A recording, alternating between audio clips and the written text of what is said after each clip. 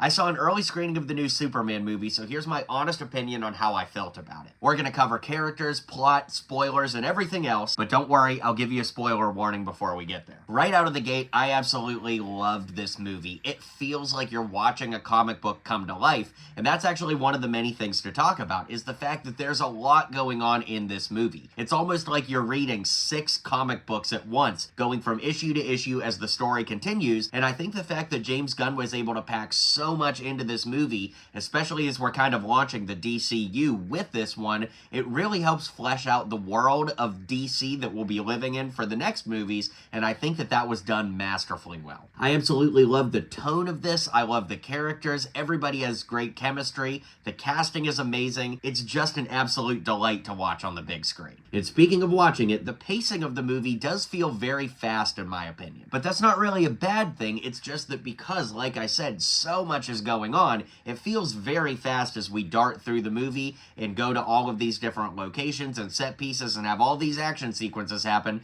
that there is a lot going on. But in my opinion, when it comes to buying a movie ticket, you definitely get your money's worth, so that's a big thumbs up from me. When it comes to fleshing out the world, we get the Justice Gang in this movie with Mr. Terrific, Hawkgirl, and Green Lantern, and they are absolutely amazing. Nathan Fillion, in particular, steals every single scene he's in, and he is just a delight to watch on camera. He is awesome in this. The chemistry between Superman and Lois is one of the best parts of the movie. I think between watching how Clark Kent is played and how Superman is played and how both of those characters interact with Lois, it really helps catch us up because we're actually jumping into their relationship a little bit further down the line. This isn't necessarily like the first time they meet or anything. We actually are kind of jumping in mid-story, and I think that that's a very interesting approach. In fact, the way the movie opens up with catching us up with what's been going on, that's pretty unique too, just the way it's written, and I really enjoyed that, because again, it's something different, and that's kind of what James Gunn has come to lead us to expect from him. Expect the different, expect the new, and you certainly get that all throughout this movie. I wish we got more time with the Daily Planet crew.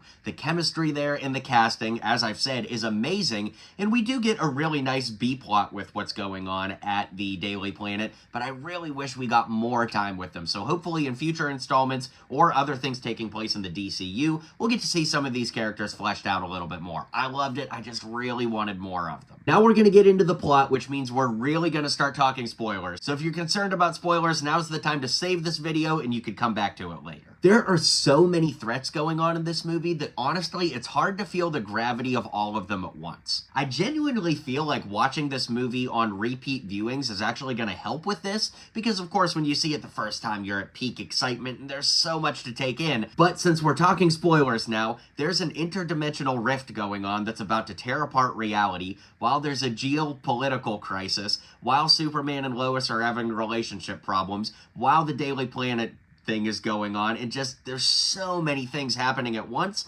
that I don't feel like any of it is swept under the rug or it's like not important, but there's an interdimensional rift going on that's going to tear apart reality while Superman is also flying in the sky and having his lungs filled up, and just there's so much going on that it's hard to feel the weight of all of it at once, and I almost wish one or two of those things might have been cut out just to focus on the things that are really going on. Like in my opinion, the interdimensional rift that's about to tear through Metropolis, that could have been the plot point of an entire movie, let alone being a big plot point in this, along with all the other things that are going on. But it goes back to what I was saying about this feeling like you're reading a comic book, because in comic books, stuff like that is happening all the time. So I do appreciate it because I think it's balanced very well, but I do think that some people are going to feel a little, there's too much going on here. And honestly, I do think that that's valid, but again, it's one of those things that I think repeat viewings is actually going to help, so I can't wait to see it again tonight and check it out and see if that holds true. Along those lines, it's revealed that Ultraman is a clone of Superman, and I really don't enjoy that because,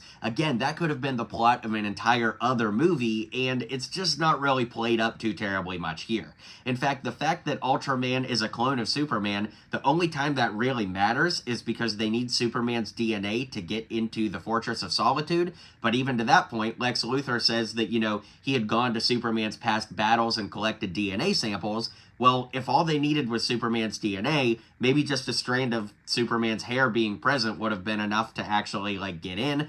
I don't know. It all comes down to how the movie's written. But my point being, if Ultraman was just a drone or even cyborg Superman, which I guess the clone kind of is, but I wish they would have just said he's a cyborg than a clone, because they literally say that. It just feels very contrived. And to that point, Lex Luthor is saying Superman is all of these things, and, you know, that he's this horrible person and just he's a menace to society. Couldn't he have just used the clone to frame Superman for, like, doing bad things? Again, this is getting into nitpicking and splitting the script. I don't want to get into that too much, but my point is, I'm not a big fan of the clone thing. I feel like that's been overdone a lot in sci-fi superhero media, and it really wasn't necessary to the plot here, and since it wasn't necessary, I would have probably preferred it wasn't here at all, to be honest with you. But let's talk about the universe going forward. I love Superman's dynamic with the other superheroes here, which makes me so excited to see him eventually cross over with Wonder Woman and Batman, as those anchor characters are introduced to the DCU. Speaking of Batman, I think after seeing the tone of Superman,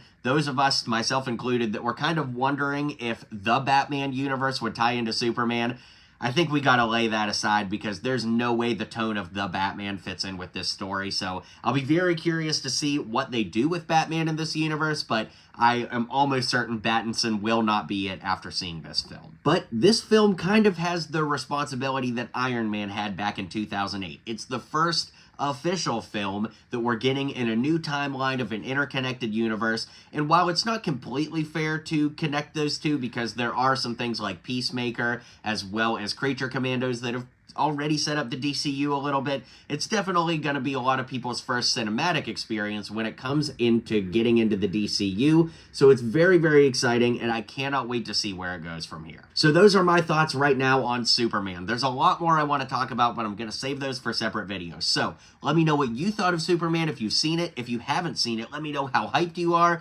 and yeah, I can't wait to keep talking about this film. There's so much to unpack, but that's my review for right now. So let me know what you think, and I'll see you guys on the next video.